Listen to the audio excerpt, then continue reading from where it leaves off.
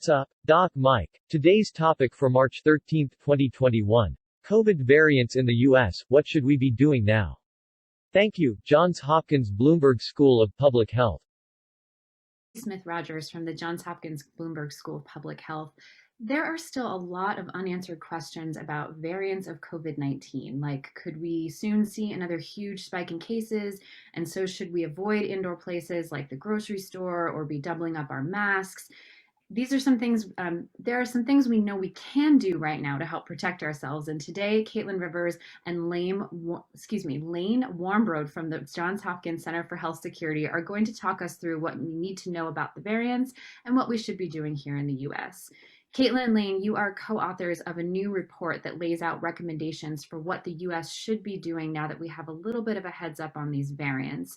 And one of the first things you talk about is the importance of maintaining policies that slow transmission. We're in this moment where COVID-19 case numbers, deaths, and hospitalizations seem to be coming down, and some areas are relaxing things like mask mandates or the number of people that are allowed for indoor dining. Caitlin, can you talk to us about why these measures might be a bit premature? Yeah, I think it's important that we continue to do the things that we know slow transmission.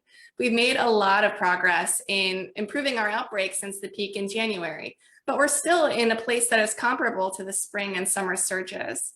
Now, for our own pandemic, our normal pandemic, and also to stay ahead of the variants, we need to keep pushing down transmission to much lower levels. And that's why I think it's important that we continue to mask, social distance, avoid gatherings. Those things really do work. And you also say that we should prioritize contact tracing for cases that involve these variants. Why is this important, and what can we learn from these cases? That's right. Most people think of contact tracing as a means to break chains of transmission, which it is, but it can also be a really important source of data. And so by conducting case investigations and doing the contact tracing on variants of concern, we can compare the data collected through that process with similar data collected from people who are infected with the old kind of virus, the normal variants that we've been living with to date. And this can help us to better understand what we're dealing with, which can help us to make better decisions about managing those variants of concern. And Lane, talk to us about where the US is in terms of surveillance for these variants. If you were to assign us a grade for our genomic surveillance system, what would it be? Well, right now, I would probably say we're about at a D level. But the good news is we were probably at an F. Well, we were definitely at an F back in December. So we're making small progress. We at least have everyone recognizing that these variants pose a risk and that we need to take action. So I think that's why we get a D, but we still have a long way to go. And how can we improve? Well, first, we really need funding through the American Rescue Package, we just need funding really to start it. And we also really need a strategy, some sort of national strategy, so that we can make sure that the tools and resources are getting everywhere they need to go without wasting them. We also need more guidance on which type of protocols to be using, how we should be doing sampling, and how the data should be managed. Without that, we're going to have a lot of wasted time and data, and we're also going to we're not going to be able to make it an equitable system.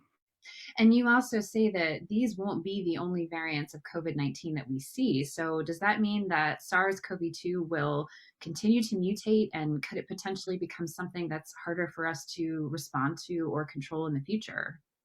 Definitely. So every time a new host is infected with the virus, there's a chance that we're going to see a new variant emerge. So like Caitlin said earlier, we really have to cut down on transmission as best we can.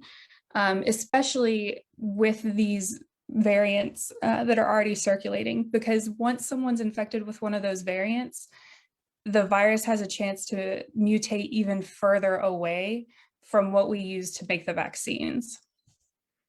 And Caitlin, I want to go back to something that you said earlier. Should we be prepared for another surge of COVID-19 cases? And if so, what might that timing look like?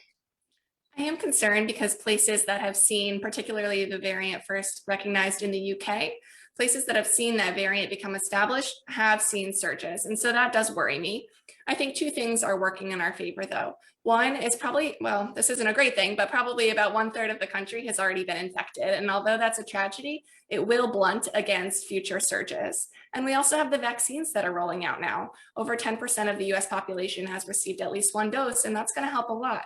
So I think the more that we can do to slow transmission through the masks and the distancing, the more time we have to roll out those vaccines, and that will help also protect us from another surge. So a year later, we're still talking about trying to flatten this curve, but you say that we're in a better position now than we were a year ago. Is that correct? We are in a better position, and I'm very hopeful for summer that it will look more normal. I do think it's true, though, that over the long term, we're going to have infrastructure to manage these variants. At some point, we will probably need to update our drugs and our vaccines. And so I think it's really important that we establish the genomic surveillance, the tools that allow us to look for these variants so we can get that process underway, just like we do for influenza every year. And a lot of your report is talking about these larger infrastructure changes, but what can the average person do to protect themselves? And I'm going to stay with you right now, Caitlin. Should we be wearing 2 masks? Is that part of this? I think wearing 2 masks is a good option. I wear 2 masks when I go out. I usually have a surgical mask that I got from the grocery store and a cloth mask on top. There are 2 things that we know help make masks more effective: filtration and fit. And adding a second mask can help with both of those. I hear sometimes people say, are 3 masks next? No, I don't think so. I think it will be the 2, but I do think it's a good option if you want that extra layer of protection. And that's not in a medical setting, correct? That's only if you're just going to the grocery store or something. Right. Healthcare workers have to take special precautions to protect themselves because they're in a high-risk setting. But for the people who are thinking about how best to be safe while going to the grocery store or running an errand, that's going to be a different situation. Okay, and Lane, is there anything else that you would like to add? Just everyone can do their part by listening to the public health guidance. If you do get a call from saying that you've been exposed, please do quarantine for the recommended amount of time and get tested. Wonderful. Thank you both so much for joining us today. Thank you.